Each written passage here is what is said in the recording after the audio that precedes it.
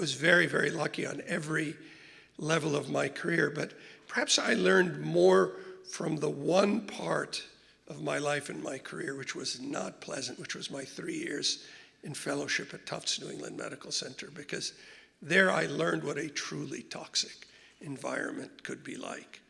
But I learned a very valuable lesson, because one of the attendings who I kind of liked became a little bit abusive.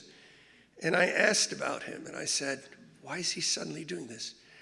And I got a very thoughtful answer from Dan Karp, who was really one of my favorite attendings and made it possible for me to go to MD Anderson. He said, you know, usually the abuser is an abusee as a child or growing up. It taught me something very valuable. So I actually befriended that attending, and he and I are still in touch more than 30 years later. He left that environment, and I decided that if I ever had the opportunity, I would try to do the opposite. You know, it's like that Seinfeld episode where you do the opposite of everything you learn. I've tried to do the opposite of everything I experienced at NEMEC, other than the clinical experience, which is superb. And I've been lucky. MD Anderson was magnificent. I stole Xiong with me. I said at the time to our boss, Jonathan Simons, who was trying to negotiate, I said, I think I'm not being clear, and that's usually not my problem. You know, subtlety was never a quality I was described as being particularly gifted with. I said, no son, no Khuri. So those are easy negotiations. And then I came here, and I had the great privilege of working with Haiyan Fu, who is a scientist who changed my view.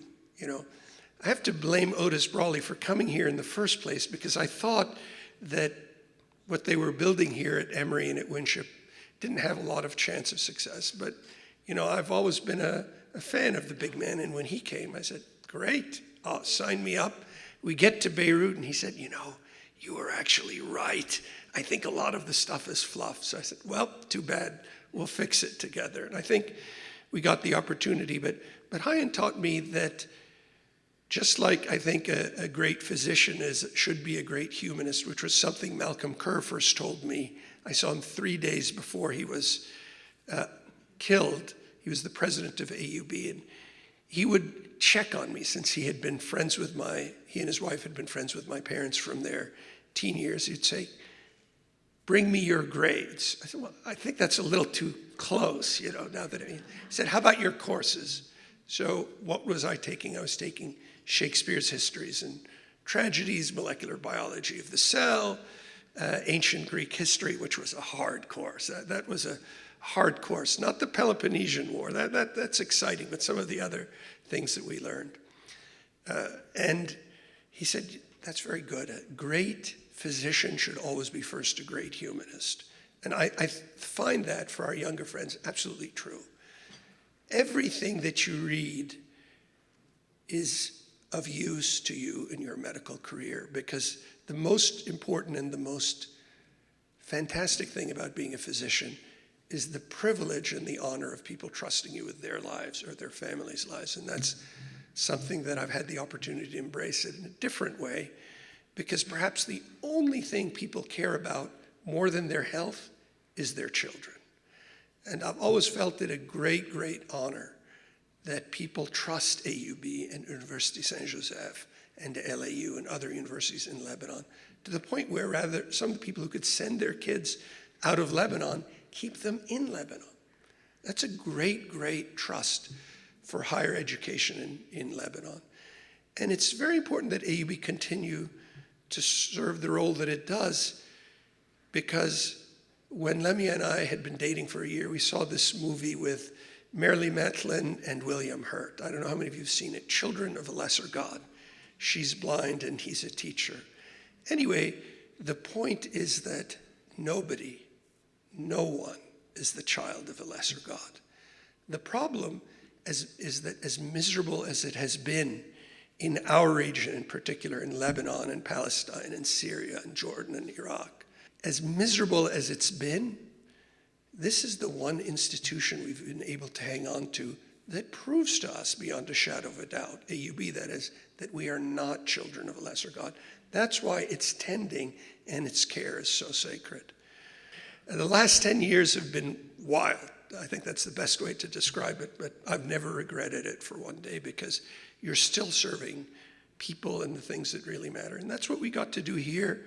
I had a great, great privilege to serve the people of Georgia and the Emory and Winship community, which is a wonderful enterprise. I mean, how often do you get to join something that's being birthed? So although he'd probably be shocked to hear me say it, I'm grateful to Jonathan Simons that he made the mistake of recruiting me. I've never regretted coming here. I'm sure he doesn't feel the same. But this place here, Emory in Atlanta, and the Lebanese community, and Syrian, Palestinian, Jordanian community, Iraqi community, it's one of the nicer, more welcoming, more sheltering communities. And that's a blessing. I'm one of those people who, after the first year of the Civil War, stopped taking anything for granted. You have good hearing in 2 ears, you turn the corner going to your grandmother's house, something goes off. That left ear has not functioned quite well for the last 50 years, but it's okay. I have the right one. And that's something you get from cancer patients. Cancer patients are incredible to serve because they know, at least in our generation. I mean, I feel so fortunate that Lemia gave me a kick in the pants when I didn't think we could recruit Ram. And she said, "What happened to you? You used to be so confident. People even thought you were arrogant." That's not true. Maybe they thought so, but I hope it's not true. They said, "This is the guy you've wanted to run the lung and developmental therapy. Go get him." And so he had a wonderful trip in Sicily, and then as fate would have it, his mentor and boss, Chandra Balani, who never missed a day of work before that, had the worst case of the flu and was in bed when I was invited to recruit him at Pittsburgh. So yes, I knew Ram before. I think he'd met Selvi, and I think that he is by far one of the greatest leaders in cancer in the world. Don't take my word for it. I think Time magazine ranking him among the 100 most important figures in all of healthcare is something that everyone in Georgia should be proud of. That doesn't happen very often. So this is what we do. We all serve. Every one of us serves in different ways, and serving matters. And I'm going to tell you a little bit about how AUB is doing and why serving at AUB is not just making a difference, but actually, particularly, I think right now, perhaps even more than in the crisis. In the crisis, the university, crises, plural, the university did incredible things. We worked with Saint Joseph to keep the higher education sector together and from collapsing. The first time we had a government of Lebanon that was overtly hostile to the two oldest universities in Lebanon. Shocking, because it was led by one of my former vice presidents. And yet, and I'm not necessarily blaming him, but in the collapse of the economy, there was a sense that anything could go. So with protecting higher education and healthcare, with the vaccination campaign, and with the dollarization of tuition, which was a very challenging thing to convince people, look, you have to trust us. You will not lose your educational position, your kids' education, but it's going to take us time. Work with us. We were able to transition the faculty to being fully dollar-based in their salaries, and the staff, who are just as important and arguably much more loyal in universities than all of us. It's the staff who open the doors first thing in the morning. I used to get up at 5:45, try to be the first person to get to the office. This was Roy Herb's idiotic idea to beat Ki Hong to the office in Houston. It just made Ki Hong, instead of coming at 6, he started coming at 5:15. Yeah, that's a bit of a stereotype that's sadly true with some Koreans in medicine. You compete with them, they outcompete you. They don't say, okay, I give up. So after that, I said, look, you drink 12 Diet Coke cans in the morning, Roy, and me 4 coffees, and we just get there and we're done within an hour and a half. And this guy's laughing at us as he goes home at 5. So we're done with beating him to the office. 6:30 is good. But that early hour of the morning is a blessing for everyone, because every one of us, whether morning or evening, you have time to think, and you have time to reflect, and you have time to be thankful. And I think what AUB was able to do the last few years is to slow things down. Yes, I love baseball, and the Red Sox have cost me many years off my life in the 20th century and given me much joy in the 21st. But the greatest baseball quote I ever heard was from an Atlanta Braves pitcher, Greg Maddox, and I've followed that religion. He said, under pressure, throw softer, slow things down, don't speed them up. And I think AUB slowed things down for Lebanon, for Syria, for the Palestinian people. We showed that when there were tragedies, we could respond to them in our way. Shireen Abu Akleh is assassinated. We create a scholarship that will educate forever at AUB journalists who want to follow her pattern of bravery. People don't have money and can't get into universities. When I joined AUB, we averaged 29% financial aid for the 46% of people who got financial aid. So we were mostly a university for upper middle class and people with means. Now, after going through a period where almost 90% of people got financial aid, we have 65% of people averaging more than 55% financial aid, another 10% where we're just helping them get by, and another 25% who are paying full tuition. So that means we're inclusive. We're not saying we only want first-generation AUBites. I heard that stupidity from the director of admissions at Yale. One year he said, we only want first-generation Yaleys. I said, really? You might want to tell that to the people who are paying your salary and Peter Salovey's. You should want everyone at Yale. So we've tried at AUB not to be proud of any good student we turn down. The people in this room who went to AUB, or as you others, you're generally really good students. And we want really good students. But I would argue that's not enough to define really good students by grades. So if AUB wants to make an impact, we also have to help the Lebanese university, which gets some of the best students who can't afford to pay anything. We have to help the schools, and we have to help the hospitals and the health systems, because I'm of the opinion that healthcare and education are a basic right, okay? That's one of the reasons I was always attracted to the public universities in the US. Don't worry about the insurances. You come to our ER, we treat you. I'm very proud that Emory didn't turn people away from the emergency department. Neither does AUB, but it shouldn't just be emergency medicine. That's going to be a tremendous tragedy for America if it continues to fall down this path of, well, we're going to put a Band-Aid on the fact that 1 out of every 6 or 1 out of every 7 people in this country don't have health insurance.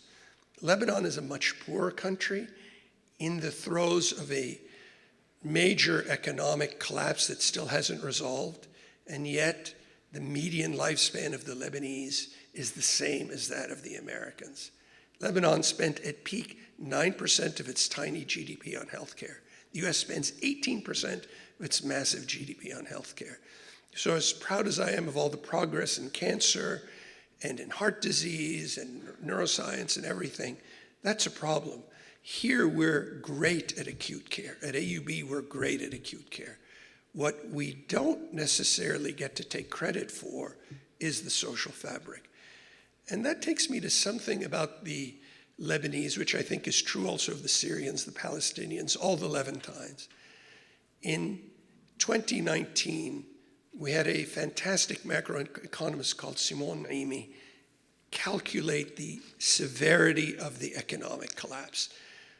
We knew it was severe before it was public. A year before that, the rector of Saint Joseph, my brother, Salim Dakkash, and I had gone to the Prime Minister and President to warn them because we had more students than ever needing not just financial aid, but support to eat, okay? And remember, these two universities attract different students. So USG, which has more students, takes a lot of their students from the upper working class and the lower middle class. AUB takes wealthy and poor. We've got many more people who learn for free. But we were both getting the signal from our students. It was a very unpopular moment, but we felt we needed to take it to recommend a technocrat government of national unity. Guess what? That was 2018. In 2025, Lebanon has a technocrat government of national unity. And I do think they will try to address some of the major challenges Lebanon faces economically and otherwise.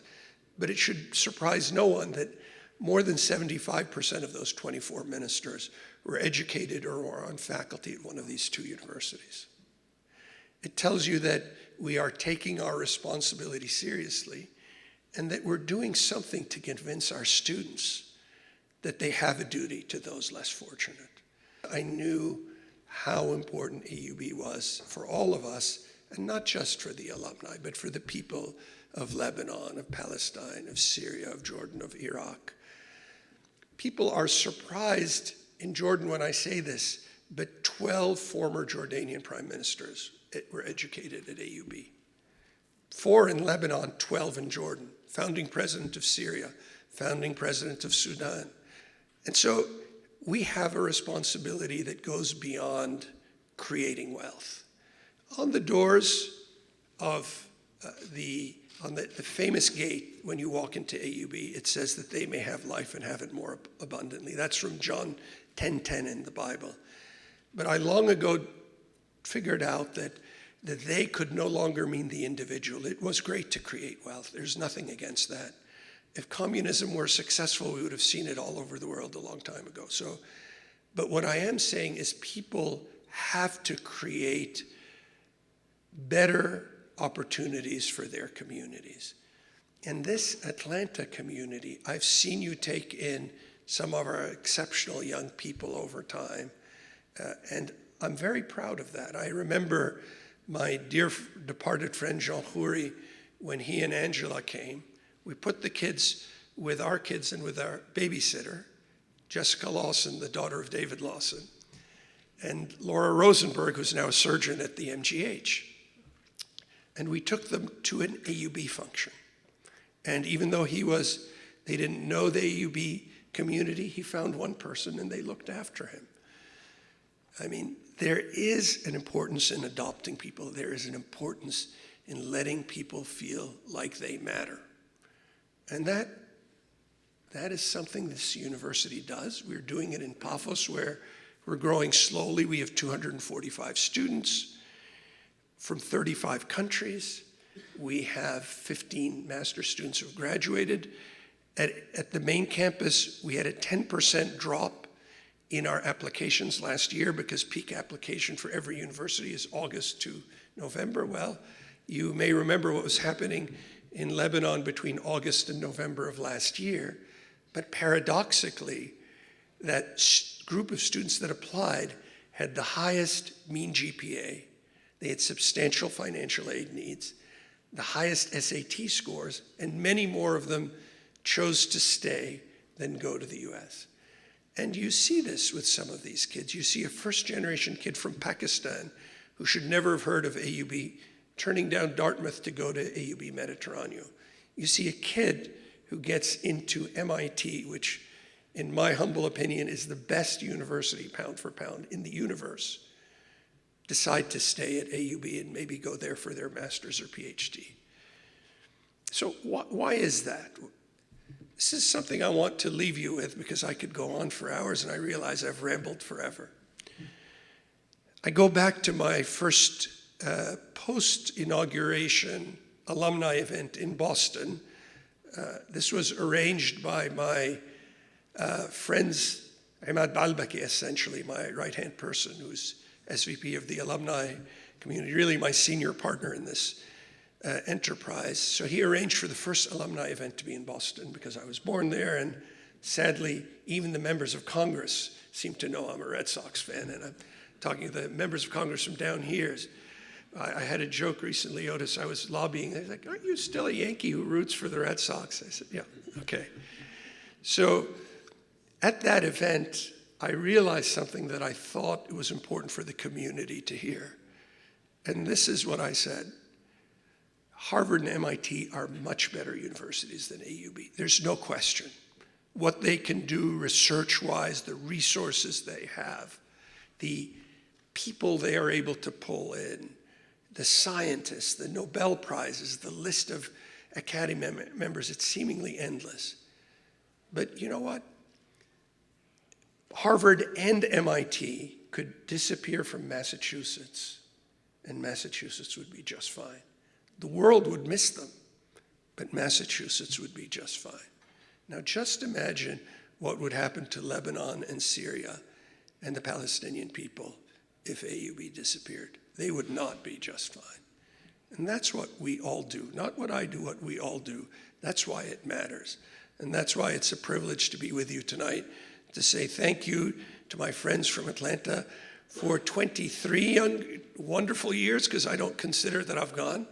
Thank you, Ram, for keeping my faculty position. Thank you, Jim, for always having my back. I learned so much from you, had so much fun, that I'm going to kidnap you from Sagar and Ram, because I'm dealing with a medical practice that doesn't understand a physician ramp-up plan or basic economics. So guess what, Joe? You guys are coming for a sabbatical to Beirut. Yeah. So I consider that I'm still at Emory, and Jun Lee told me so yesterday, so he said, you're still our faculty, so I'll take that. But for me, it's an honor and a blessing to serve AUB and all of you and the incredible students, faculty, staff, and alumni we have. Thank you.